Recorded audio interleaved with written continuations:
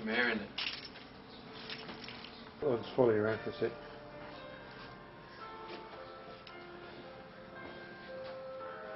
Alright. Hi Lisa, this is Andrew. G'day Lisa. Hi. Good to meet you.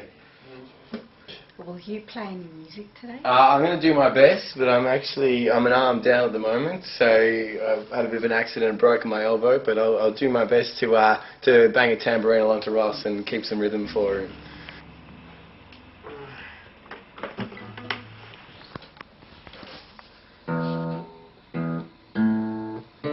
Jack and Jill went up the hill to fetch a pail of water. Jack fell down and broke his crown, and Jill came tumbling after. The song relates to me personally in that I think the story works well as telling the story of people who suffer brain injuries. Was yours a fall-related ABI? Yeah, mine was a fall-related ABI. I fell from quite a height. What's the song related to in terms of ABI? It works well as an allegory for the trauma of fall-related brain injury.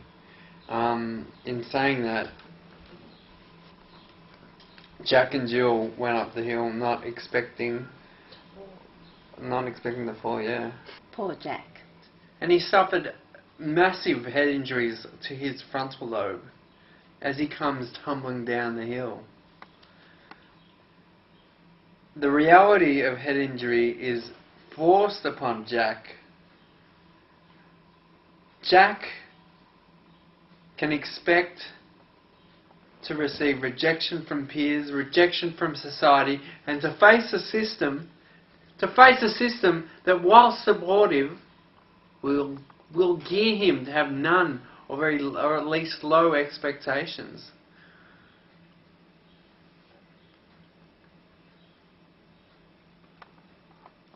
I feel sorry for Jack because not many people will. Ross, what happened to Jill? No, she stayed on her 2 feet, and she turned out to be Jack's carer for the years to follow. Brain injury affects a lot, more than the brain injury affects more than just the injured. Yeah, you're right. Now, what does this all mean for Jack? The fall, it's a paradigm shift. It's a radical change. Nothing will make Jack and Jill forget this, and the story will live on in history. In fact, children still sing about the story in kindergartens today. Jack fell down and broke his crown, and Jill came tumbling after. Ross, what happened after you came out of the hospital? Well, my prognosis wasn't very good. Initially I was told that I would spend the rest of my life, I would likely spend the rest of my life in a nursing home, in a vegetative state. Do you remember them telling you this? I mean, I think that's pretty common for people with brain injury, and people receive the doctors are on the side of caution and giving you the worst possible prognosis. Well, initially I was told that I would never work, I would be housebound, where I'd be remained in a vegetative state for the rest of my life. Fortunately, I improved and moved out of home. I found full-time employment, and now I'm in the process of rebuilding my life. And I didn't think it was going to happen, but it did.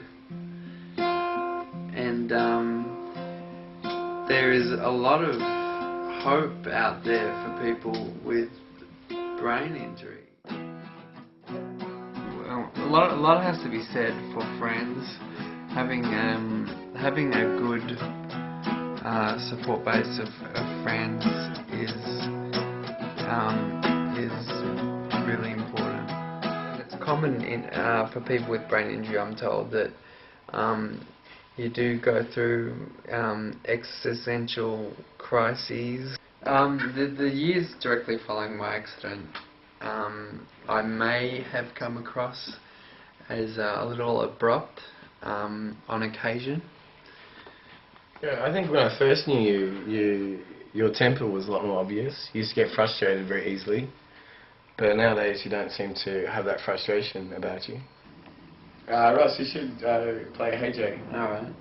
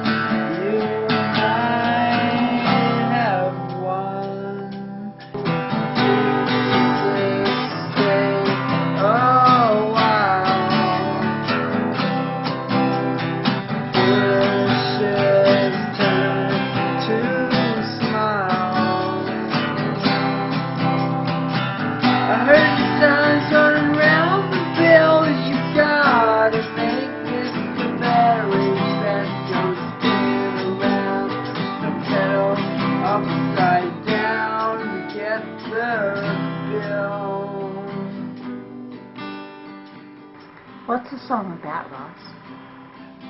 Well, I wrote the song during a short period of my life where I walked out of restaurants without paying the bill, and it's called Get the Bill. Why did you do that, Ross? I said before that how I felt sometimes that I felt a bit abrupt with friends that I had, and I don't know, I just wanted to gee, I'm not being eloquent at all. Hey guys, this is my brother Carl. Carl's gonna play a little bit of guitar. Guitar?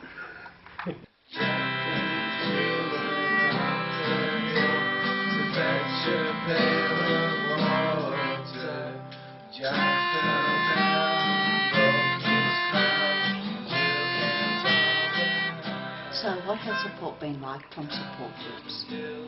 Yeah, some of the most valued advice I've received since sustaining my acquired brain injury has been from people who share a lived experience with ABI.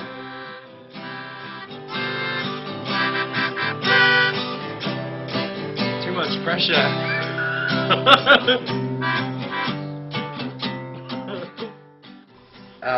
Dealing with acquired brain injury was really challenging for me, but it also was really rewarding for me. It gave me opportunities, opened up doors and opportunities to meet and work with amazing people and be involved in amazing projects that I would have otherwise never have come in contact with. So by reframing the fall as a turning point in life rather than a stopping point, I'd like to think that I've fallen in love with ABI.